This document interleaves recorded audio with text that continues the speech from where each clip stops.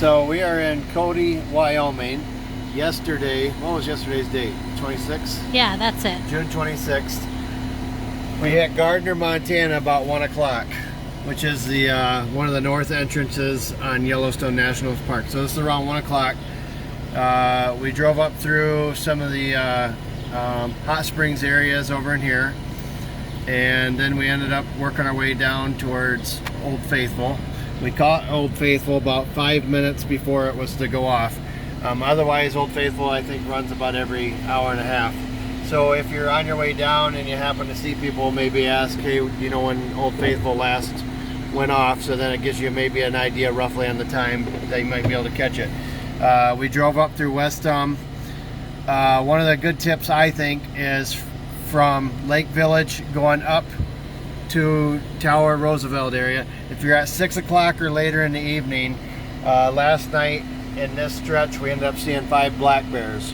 So one was a cinnamon, right? One was a cinnamon bear, which is part of the black bear family. They just have that cinnamon color, which we have a picture of. And the one had babies, cubs. One had babies, and then we saw a couple single bears.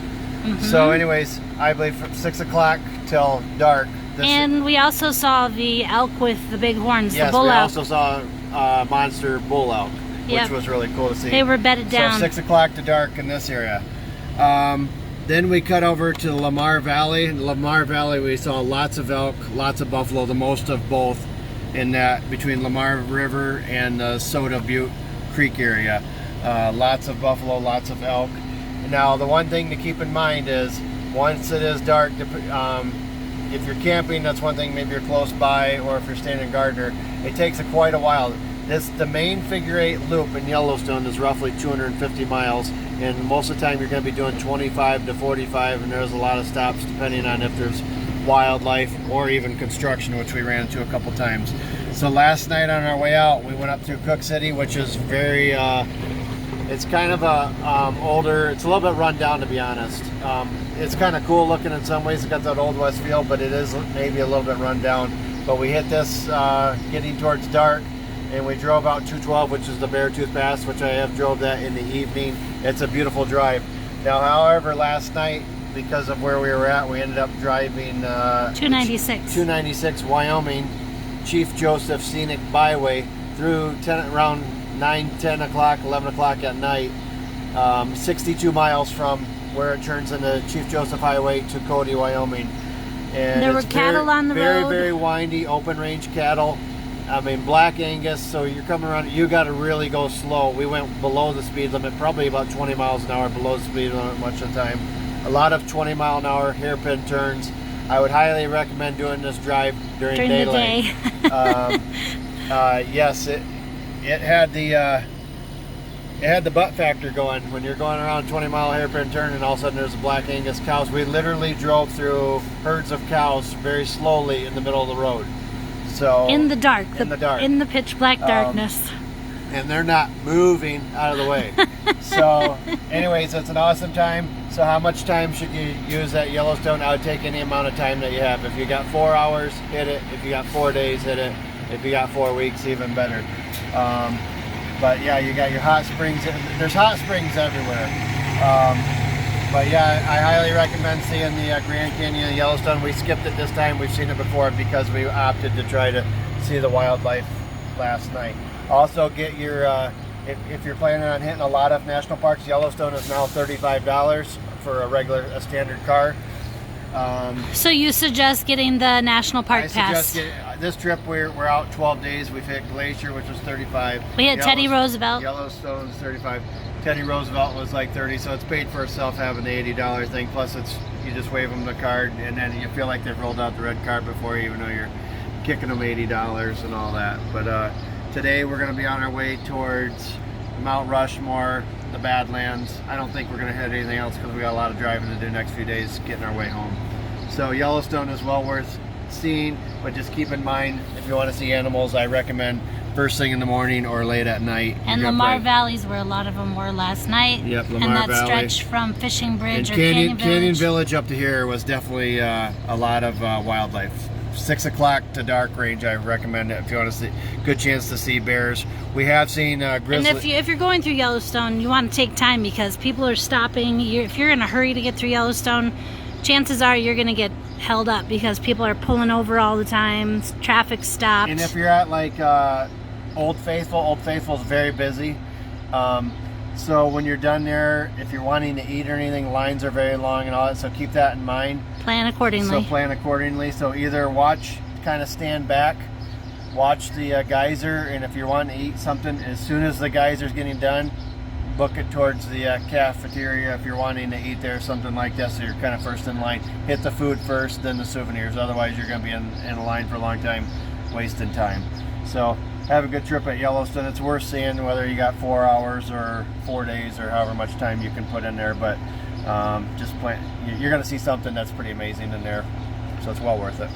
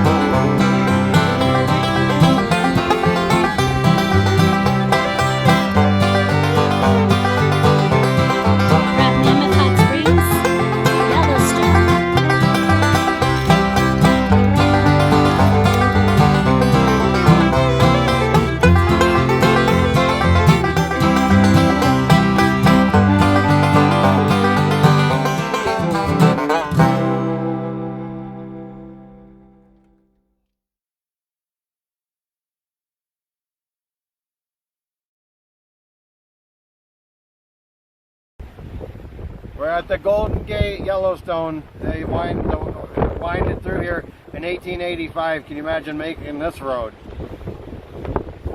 Beautiful view though.